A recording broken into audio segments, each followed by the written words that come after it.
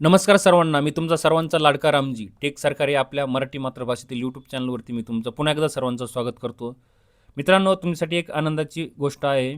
जे सर्व माझे मित्रबांधव असतील ते आतुरतेने वाट पाहत होते. जे पोलीस पाटील भरती जी असणार आहे बीड जिल्ह्यासाठी, जे 5 विभाग असणार आहेत, जसे की माजलगाव, परळी, अंबाजोगाई, बीड, पाटोदा या विभागाची भरती लवकरच येणार आहे. त्याचं वेळापत्रक आलेलं आहे.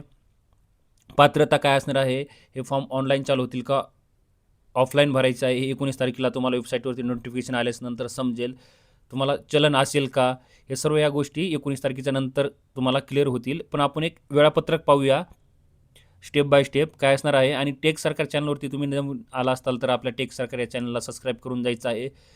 जसं की मी नवीन व्हिडिओ बनवल्याच्यानंतर गव्हर्नमेंटच्या GR असतील, गव्हर्नमेंटच्या स्कॉलरशिप असतील मुलांसाठी, इंटर्नशिप असतील मुलांसाठी, महत्त्वाचे जे जॉब अपडेट्स असतील, करंट अफेअर्स असतील, महत्त्वाच्या चालू घडामोडी याच्यावरती आपण नेहमी व्हिडिओ बनवतो. जसे की तुम्हाला व्हिडिओ बनवल्याच्यानंतर नोटिफिकेशन येऊन जाईल. आणि मी डिस्क्रिप्शनमध्ये टेलिग्राम चॅनलची लिंक दिलेली आहे. तुम्ही तिथे पण जॉईन व्हा आणि टेक सरकार चॅनलला सबस्क्राईब करा, लाईक करा, शेअर करा. चॅनल तुमचं आहे, त्याच्यामुळे तुम्ही सबस्क्राईब करायचं आहे, शेअर तुम्ही करायचं आहे. चला तर आपण उशीर न करता पाहूया काय आहे 8/1/2026चं जे सर्क्युलर आहे जिल्हाधिकारी कार्यालय बीड यांचं. विषय काय आहे, पोलीस पाटील पदभरती 2025, पोलीस पाटील पदभरती प्रक्रियेतील पुढील टप्प्याचे वेळापत्रक ठरविण्याबाबत हा विषय असणार आहे. हे परिपत्रक आहे पूर्ण. आता इथं भरतीचे वेळापत्रक दिलेलं आहे. काय असणार आहे वेळापत्रक, कालावधी दिलेला आहे. अनुक्रमणिका एक काय आहे, जाहिरात प्रसिद्ध करणे. 19/1/2026 रोजी ही जाहिरात प्रसिद्ध करण्यात येईल. जी ऑफिशियल वेबसाईट असेल डिस्ट्रिक्ट ऑफिस कलेक्टर यांची जी ऑफिशियल साईटवरती 19 तारखेला हे आपल्याला पाहायला भेटेल. आता सध्या तर क्लिअर नाही ऑनलाईन असेल की ऑफलाईन, पण हे ऑनलाईन पब्लिश झाल्याच्या नंतर आपल्याला पाहायला भेटेल 19 तारखेला. आणि 2 नंबरचं काय असणार आहे, अर्ज मागवणे. 19 जानेवारी 2026 ते 30 जानेवारी 2026पर्यंत तुमचे अर्ज मागवले जातील. नंतर 3 नंबरचा पॉईंट काय आहे, अर्जाची छाननी करणे व अर्जदार यांना प्रवेशपत्र वाटप करणे.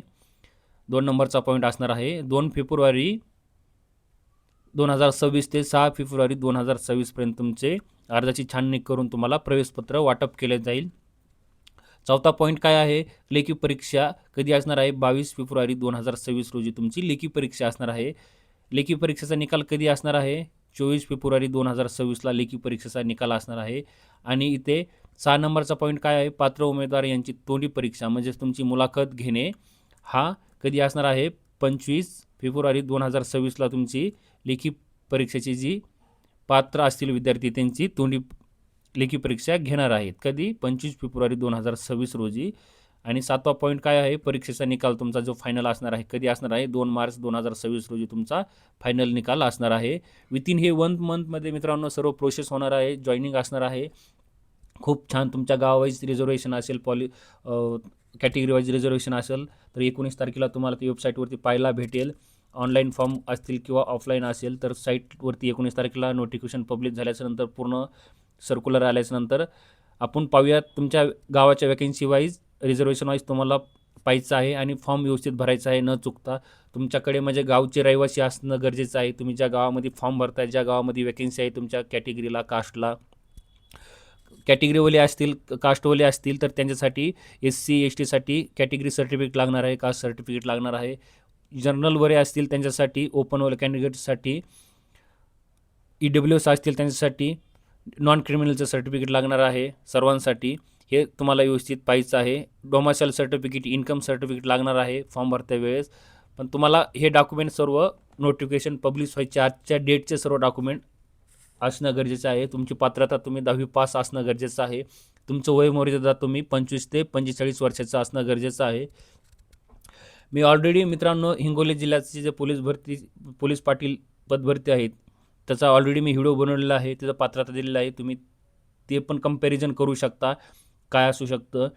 हे सर्व गोष्टी मित्रांनो तुम्हाला फॉर्म भरण्याच्या अगोदर तुमच्याकडे डॉक्युमेंट, ईमेल ID व्हॅलिड असणं गरजेचं आहे, मोबाईल नंबर व्हॅलिड असणं गरजेचं आहे, जेणेकरून तुमच्याकडे फॉर्म भरताना कोणतीही अडचण, कोणतीही चूक होणार नाही आहे. तुम्ही आपल्या टेक सरकार चॅनलला सबस्क्राईब करा, लाईक करा, शेअर करा. चला तर आज आपण इथेच थांबूया.